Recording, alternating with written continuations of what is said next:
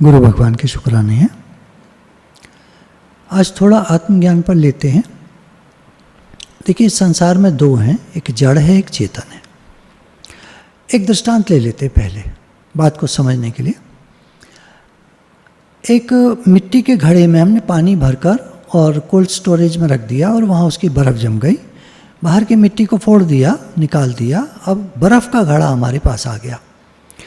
हमारे घर के पास ही पानी है, बहुत सारा तालाब है, उसमें हमने उस घड़े को रख दिया। अब उस घड़े को जो बना हुआ है बर्फ़ का, बर्फ़ के घड़े के अंदर भी पानी, घड़े की दीवार भी पानी, बाहर भी पानी, सब तरफ पानी पानी, जल ही जल है। अगर हम मान लें कि चेतन, चेतन किधर, चेतन की परिभाषा है वो सर्वत्र है, सर्वव्यापक है, जहाँ तहाँ है ही है, हर जगह है, सब जगह वही है, चित घन ठसाठस भरा हुआ है। जैसे वहाँ बर्फ़ के घड़े के चारों तरफ पानी पानी, जल ही जल है, ऐसे ही हमारे चारों तरफ चेतन ही चेतन, चेतन ही चेतन, परमात्मा ही परमात्मा है। परमात्मा में, चेतन में जड़ नाम की कोई चीज़ नहीं होती। जड़ केवल शुरू में जब साधक कोई समझना चाहता है, गुरुजी मुझे बताइए, मैं भगवान तक पहुंचना चाहता हूं, मैं अपने स्वरूप को जानना चाहता हूं, उसमें स्थित होना चाहता हूं, तो गुरु कहते हैं देखो, दो हैं, जड़ है और चेतन है। शरीर तुम्हारा जड़ है और तुम स्वयं जिसने शरीर धारण किया है, तुम चेतन हो, तुम आत्मा हो। ये शरीर जड़ है, छूटने वाला है, मरने वाला है, एक दिन ये नहीं रहेगा, और तुम रहने वाले हो सदा से। जन्मों जन्मों की याद आ जाए तो तुम बता दोगे, तब मैं भिखारी था, तब मैं राजा था, सब बात बता दोगे। तो ये जो बताने वाला है ये कौन है? शरीर तो अब ये दूसरा है, पर ये जो बता रहा है उस जन्म में, उस जन्म में, उस जन्म में, वो चेतन है। ईश्वर अंश जीव अविनाशी, चेतन अमल सहज सुख राशि, चेतन है ये। तो हम ईश्वर का अंश हैं, परमात्मा का अंश हैं, बिल्कुल वैसे ही हैं जैसे भगवान, तो वैसे ही हैं, लेकिन हम भगवान नहीं हैं अभी हम जीव हैं। जीव मतलब आत्मा है। तो एक बात को समझने के लिए, ये मैं आपको केवल समझने के लिए बात बता रहा हूँ। तो अंश जो है ये अंशी का सेम वही है, एक पार्ट है, पर सेम है। जैसे बूंद को सागर में डाल दीजिए, सागर में बूंद विलीन हो गई, ऐसे हम भगवान में विलीन हो जाते हैं। एक समय आता है, अभी शरीर है तो हम अलग अपने को फील करते हैं, मैं शरीर हूँ और चेतन भगवान अलग हैं, ऐसे सोचते हैं, मानते हैं, जानते हैं। पर गुरु जब मिलते हैं वो बताते नहीं, तुम आत्मा हो, तुम भगवान के साथ एक हो, परमात्मा ओत प्रोत सर्वत्र सर्वव्यापक, तुम उनके साथ एक हो। पर अभी ये जैसे घड़े की दीवार होती है, घड़ा होता है, अंदर भी चेतन आकाश, बाहर भी चेतन आकाश, बाहर अंदर सेम, पर एक दीवार है। ऐसे ही शरीर एक दीवार की तरह, तो अंदर बाहर चेतन परमात्मा सर्वत्र सर्वव्यापक है। अपने उस स्वरूप को जानें, समझें और उसमें टिकें। इसके लिए गुरु होते हैं हमारी सहायता करने के लिए। सहायता करके वो अलग हट जाते हैं और हमको हमारे स्वरूप में टिका देते हैं, और हमारा काम है उसमें टिके रहना। तो चलिए शुरू करते हैं। एक प्रश्न है, जड़ और चेतन में क्या डिफरेंस है? तो इसमें जब हम गुरु के पास जाते हैं और गुरु से पूछते हैं कि मैं कौन हूँ, तो गुरु कहते हैं देखो, तुम्हारे दो रूप हैं, एक जड़ और एक चेतन।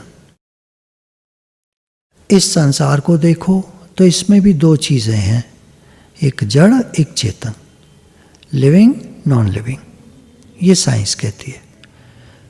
अध्यात्म की परिभाषा के अनुसार जड़ और चेतन में अंतर बहुत ज़्यादा है, साइंस की परिभाषा के अनुसार कम है। खैर, हम अध्यात्म से लेते हैं। जड़ क्या है, चेतन क्या है? चेतन वो है जो तीनों कालों में न बदले, पहले भी वही था, आज भी है और आगे भी वही रहेगा, सेम, बिल्कुल अनचेंजेबल, अपरिवर्तनशील। चेतन की परिभाषा में, व्याख्या में, चेतन अनचेंजेबल है, परिवर्तनशील है, सर्वव्यापक है, निराकार चेतन तत्व है। निराकार क्यों हुआ? हमारी भाषा में निराकार है, वैसे वो निराकार साकार सब कुछ है।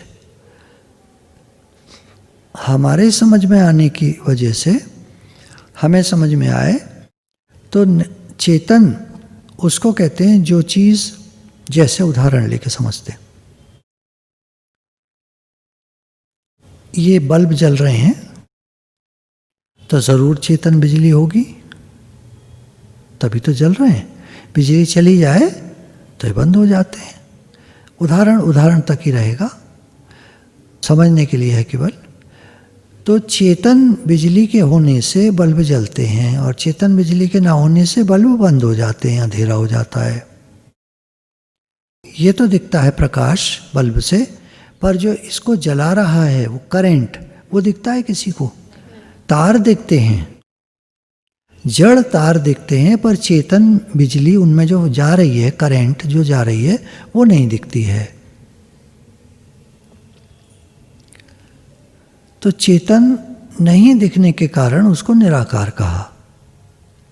एक उदाहरण हमने घटाकाश का और महाकाश का लिया था। घटाकाश चेतन है, महाकाश में चेतन सर्वत्र व्यापक होने से आकाश को चेतन इतना करीब है उसके। वैसे तो जड़ है आकाश, व्याकरण की परिभाषा से आकाश जड़ है, परंतु उसमें चेतन तत्व व्यापक होने से हम उसको ऐसा मानते हैं, उदाहरण लेने के लिए, कि चलो वो चेतन है। अब जब वो घड़े में आता है वही आकाश, घड़े को आँख लगा दी जाए, सर लगा दिया जाए, ब्रेन लगा दिया जाए, तो जब बाहर देखकर क्या सोचता है कि मैं यह घड़ा हूँ, दूसरे ये घड़े हैं, ये सुराही हैं, ये कुल्हड़ हैं, सकोरे हैं, अर्थात मैं पति हूँ, मेरी पत्नी है, मेरे बच्चे हैं। सबके अंदर वही आकाश है। आकाश चेतन है, अंदर से बाहर झांक रहा है तो अपने को जड़ समझ रहा है, घड़ा, मैं यह घड़ा हूँ। घड़ा फूटने से वो अंदर का चेतन आकाश बाहर के चेतन आकाश यानी घटाकाश महाकाश में विलीन हो जाएगा। उदाहरण हम समझ रहे हैं चेतन को समझने के लिए। जैसे मैंने बताया, आकाश भी व्याकरण की परिभाषा से जड़ है। पृथ्वी जल अग्नि वायु आकाश ये परमात्मा से निराकार से उत्पन्न हुए, परंतु ये जड़ माने गए क्योंकि सदैव नहीं रहते। कैसे?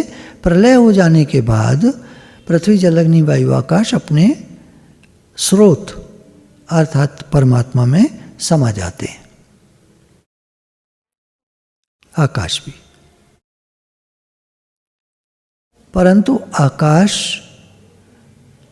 इतना करीब है चेतन परमात्मा तत्व के कि वो चेतन परमात्मा तत्व जब व्यापक होता है जिस समय, तो उस समय अगर कोई देखे प्रलय हो चुकी है, पृथ्वी खत्म है, कुछ नहीं है, ब्रह्मांड में डेड स्टार्स हैं मान लो, या डेड प्लैनेट्स हैं, कहीं कोई सृष्टि नहीं है, कहीं कोई जीव नहीं है, कहीं कोई जीवित नहीं है, उस समय भी अगर हम देखेंगे तो वो चेतन तत्व परमात्मा सर्वत्र सर्वव्यापक है।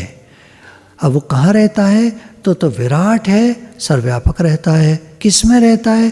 तो हम कह सकते हैं समझने के लिए अपने शब्दों में, हालांकि शब्दों से परमात्मा की व्याख्या नहीं हो सकती है। वो विलक्षण है और व्यापक है, अलौकिक है। अलौकिक मीन्स इस लोक की भाषा से हम उसको व्यक्त नहीं कर सकते। विलक्षण है इसलिए हम उसको अपने शब्दों से या व्याकरण से जो हमने इस धरती पर सीखी है उससे उस भगवान को, परमात्मा को, निराकार को, चेतन तत्व को, ब्रह्म को की व्याख्या नहीं कर सकते शब्दों से। तो समझने के लिए हम ये कह सकते हैं कि वो व्यापक है। रहता कहाँ है? कहेंगे आकाश में रहता है, निराकार है, समझने के लिए। परंतु अब आप कहोगे समझाइए, समझ नहीं पा रहे हम, तो इस बुद्धि से हम नहीं समझ पाएंगे। I am sorry. शब्दों से केवल उस परमात्मा के नज़दीक पहुंचा जा सकता है, ना उसको छुआ जा सकता, ना उसको देखा जा सकता। अब आप कहेंगे भक्त लोग तो देखते हैं, तो भक्त ऐसे देखते हैं कि वो जो निर्गुण निराकार ब्रह्म है, परमात्मा निराकार चेतन तत्व, उसमें स्फुरणा हुई एकाकी न रमते, तो अगली स्फुरणा हुई एकोम बहुश्याम, वो एक से अनेक हो गया, वही निराकार चेतन तत्व और सगुण साकार रूप में आ गया। तो भक्त उसका दर्शन करते हैं। अब इन्हीं के बीच की एक स्थिति है सगुण निराकार। क्या? जब कोई दुख आता है तो हम पुकारते हैं हे नाथ हमें बचाओ, आर्त होकर पुकारते हैं। तो गीता में भगवान ने कहा है अर्थार्थी, आर्त, जिज्ञासु और ज्ञानी, ये 4 प्रकार के मेरे भक्त होते हैं।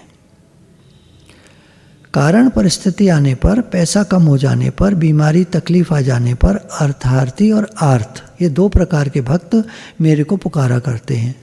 भगवान बचाओ, भगवान पैसा दो, और मैं कृपा करके उनको उनकी मन मांगी चीज़, मन से मांगी हुई चीज़ उनको देता हूँ।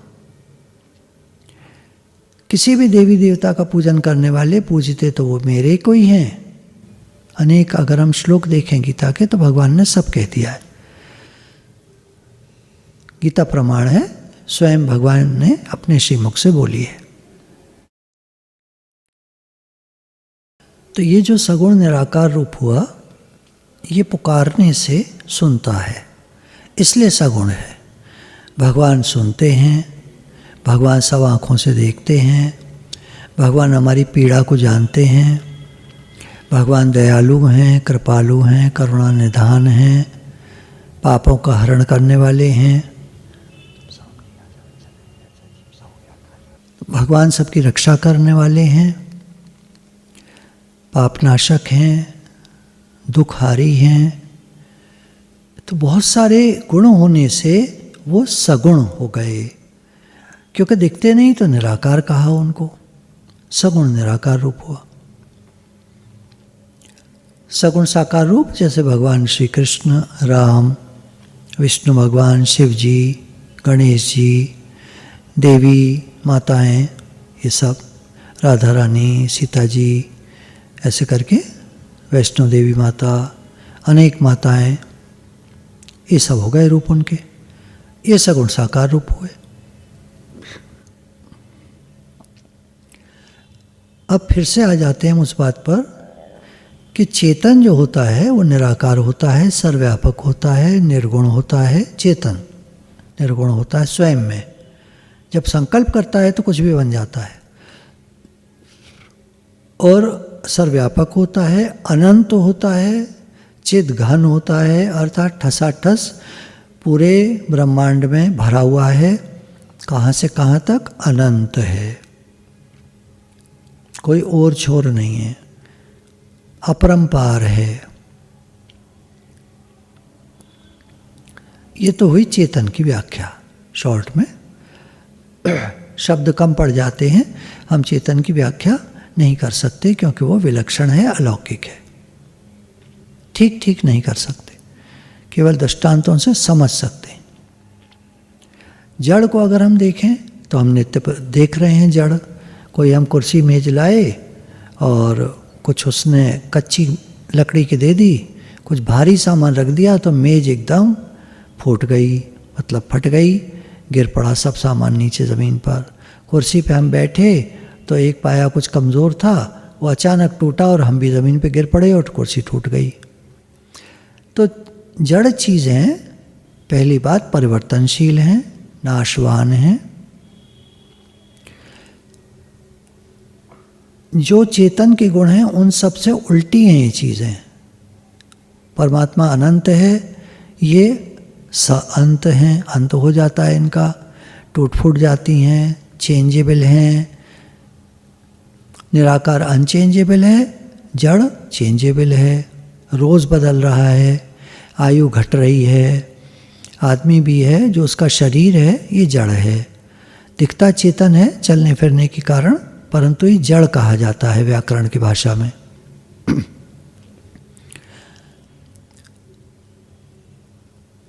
तो ये दिख रहा है, नाशवान है, अंत होने वाला है इसका, परिवर्तनशील है, बचपन जवानी बुढ़ापा।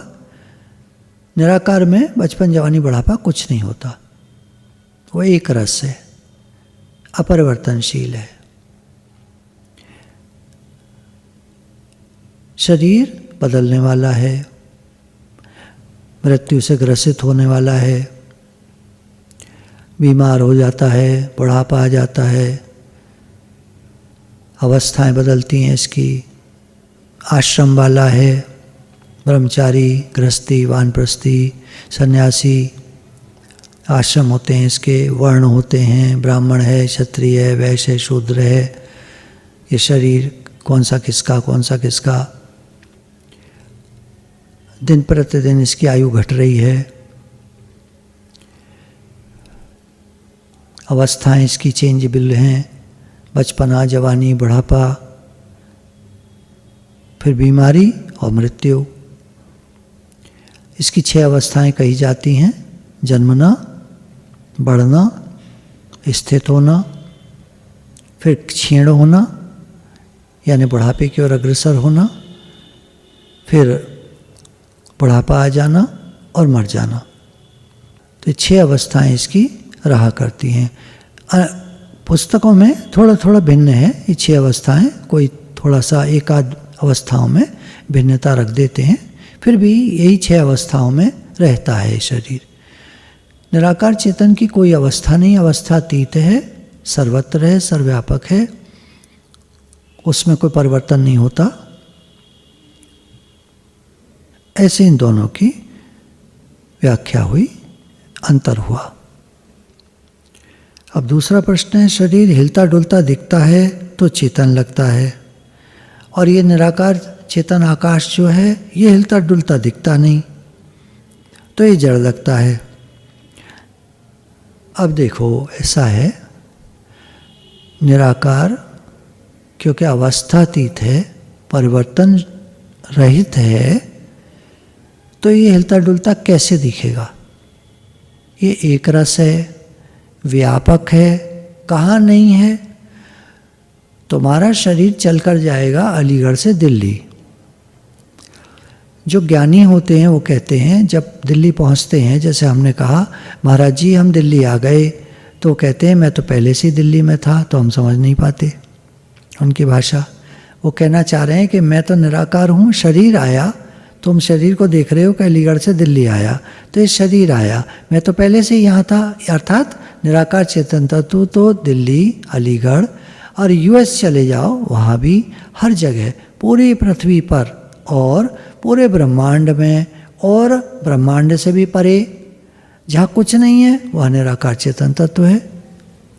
जिनको आत्मज्ञान हो जाता है, जो ये जान लेते हैं कि मैं निराकार चेतन तत्व से हूँ, अर्थात मैं आत्मा हूँ, उन्हीं का अंश हूँ, ऐसे जाना पहले, फिर ऐसे जाना उस अंश को भी विलीन कर दिया, देह भाव को बिल्कुल गुम कर दिया, तो टोटल ब्रह्म में स्थित हो जाते हैं।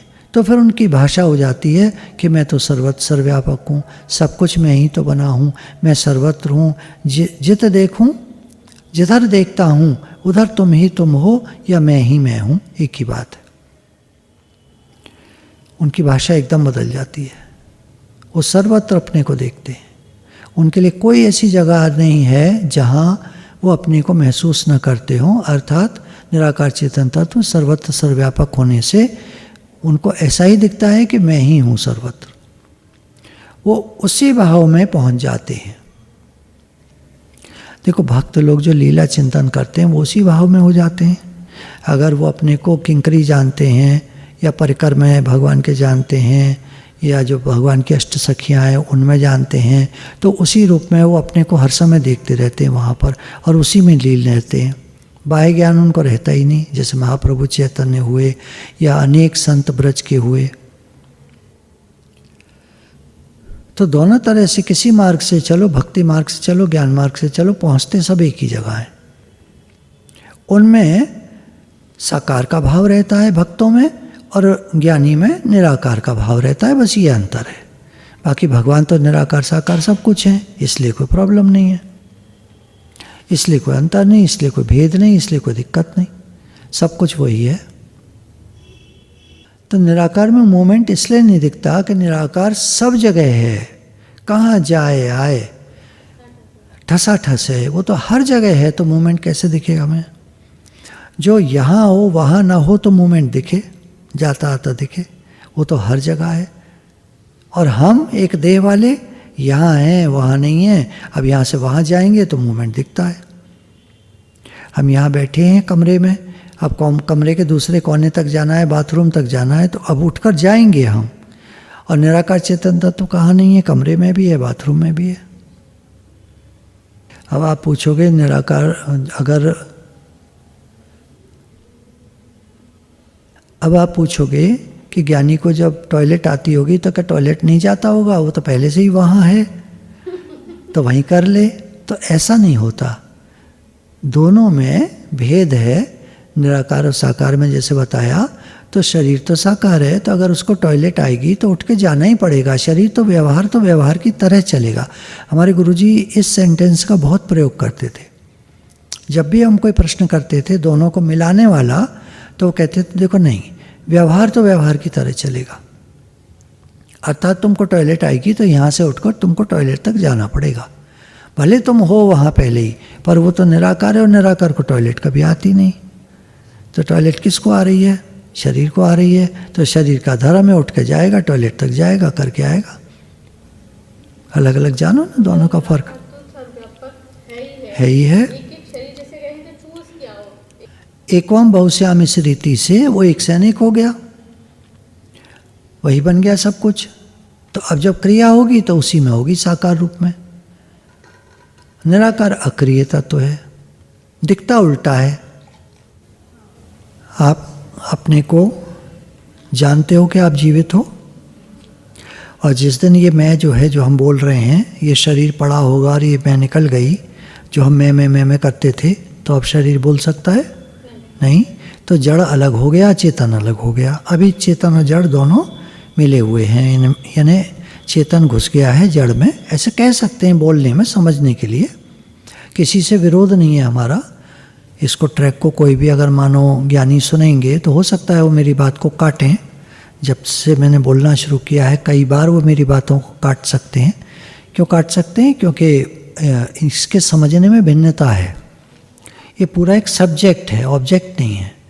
निराकार चेतन तत्व, परमात्मा, आत्मा, ब्रह्म, ये सब्जेक्ट है, ऑब्जेक्ट नहीं है। सब्जेक्ट मतलब इसको समझना होता है गुरु के ज्ञान के द्वारा, और बुद्धि इसको पकड़ नहीं सकती।